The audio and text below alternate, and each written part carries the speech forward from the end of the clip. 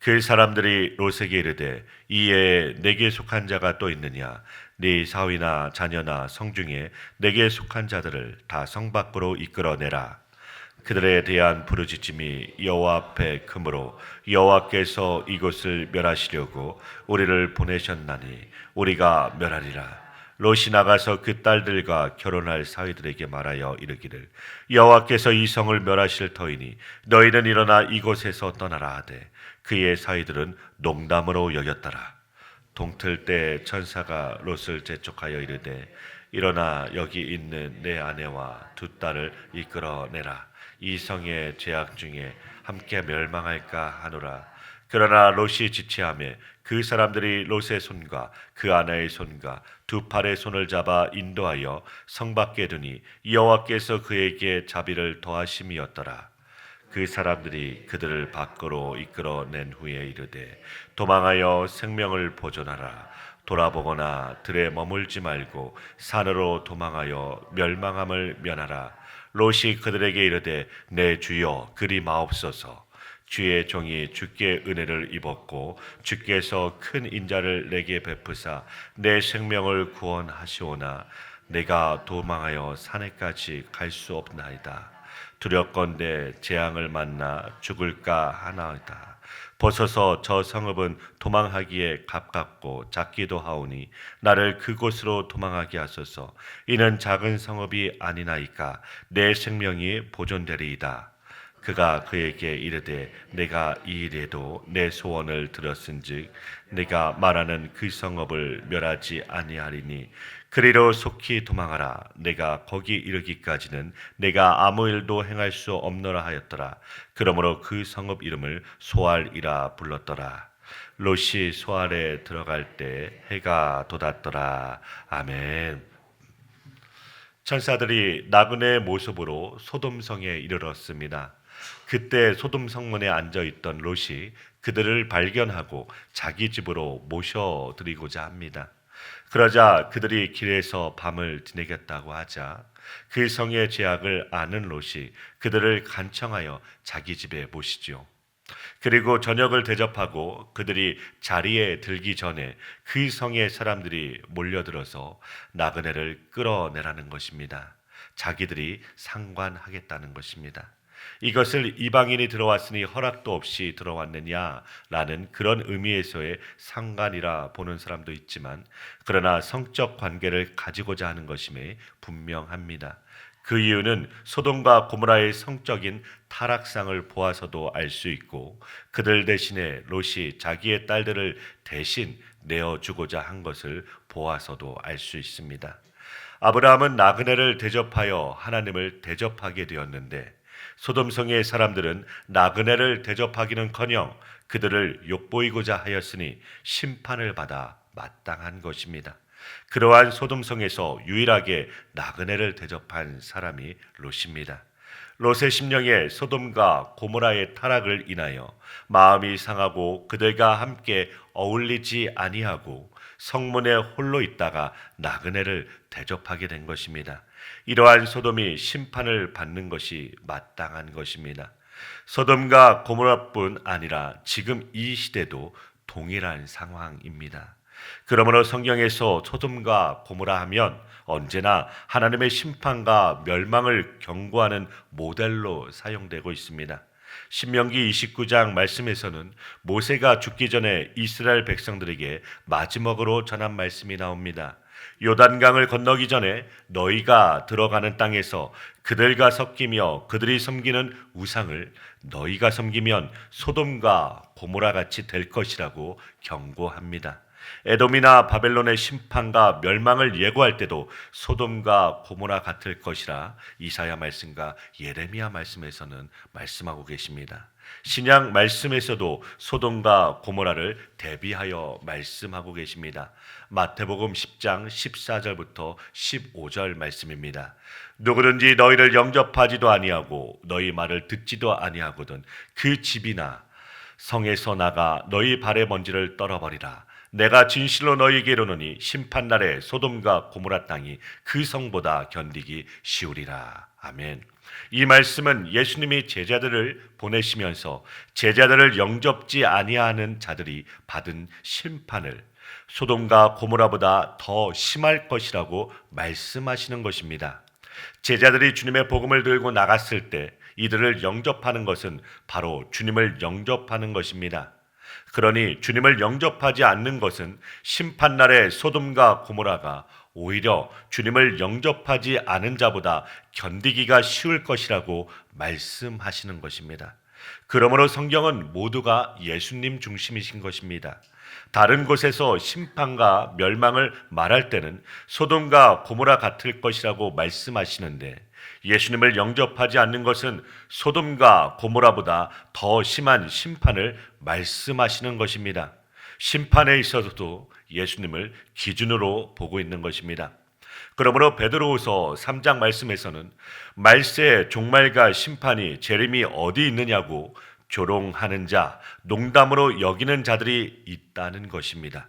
그러니 이러한 모든 자들이 결국은 하나님의 경고를 무시하고 자기의 정욕대로 사는 자들이 하나님의 불의 심판이 기다리고 있다는 사실을 일부러 잊어버리려고 하는 것입니다. 그러한 잊어버림이 사람들로 하여금 바쁘게 만드는 것이죠. 지금 바쁜데 종말과 죽음과 심판, 그런 것은 나중에 생각해 보자는 것입니다. 전도를 해보시면 대부분이 바쁘다는 것입니다. 또 다르게는 먹고 마시고 시집가고 장가가는 그런 일에만 정신을 빠지게 만드는 것입니다. 그러므로 세상의 권세라는 것은 어떻게 하든지 주님의 경고를 우습게 여기고 농담으로 만들어 버리려고 하는 것입니다.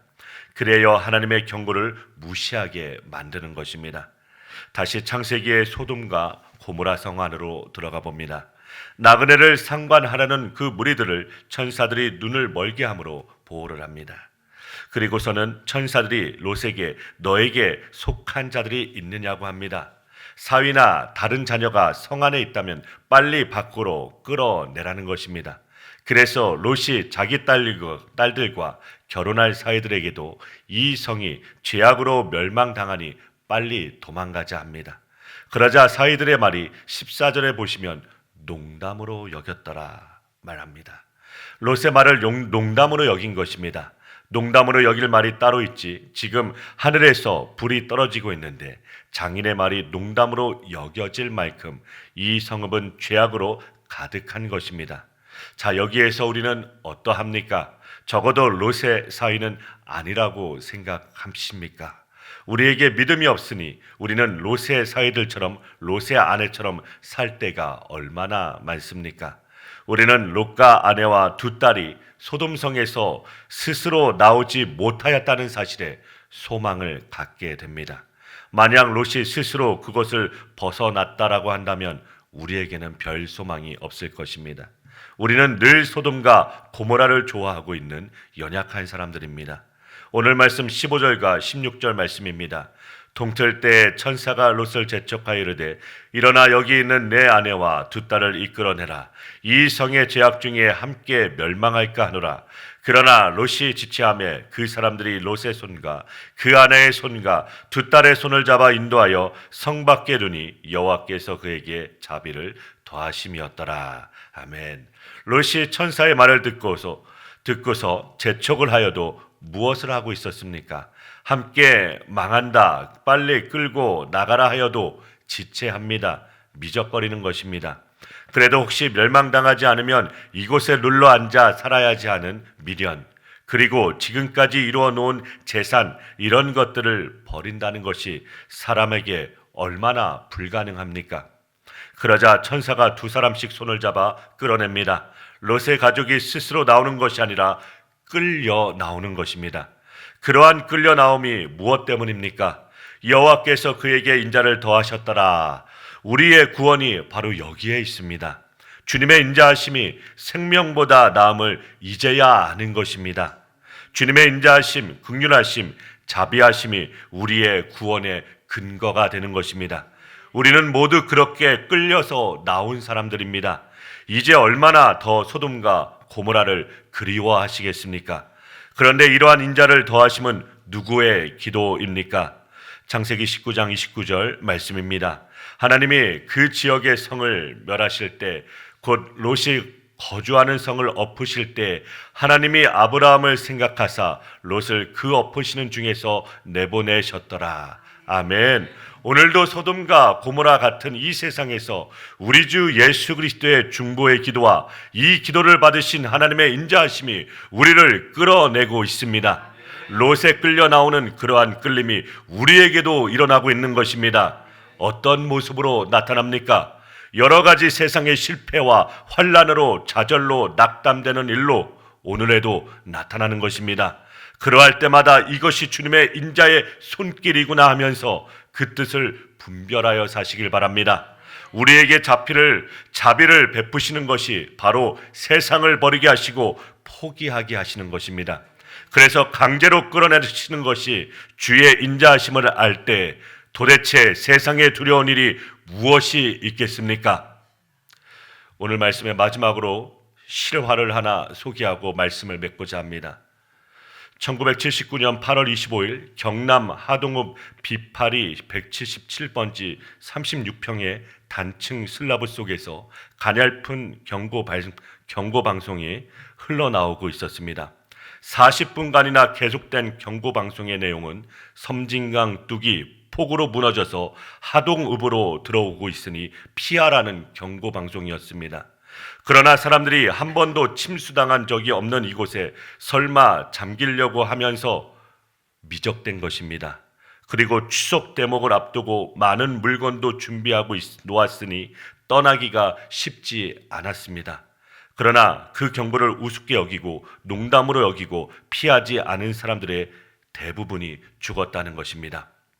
지금도 주님 재림 직전까지는 경고의 방송이 계속되고 있습니다. 그러므로 모든 설교의 내용이 소돔과 고모라 같은 이 세상에서 더 잘 먹고 잘 살게 하는 것이 아니라 떠날 준비를 하고 살라는 것입니다. 이것이 농담이 아님을 주님께서 인자를 베푸셔서 알게 하여 주시고 믿게 하여 주심으로 새 하늘과 새 땅을 그리스도의 피로 이루어진 그 나라를 사모하며 살아가는 주님의 자녀 되시길 간절히 축원드립니다.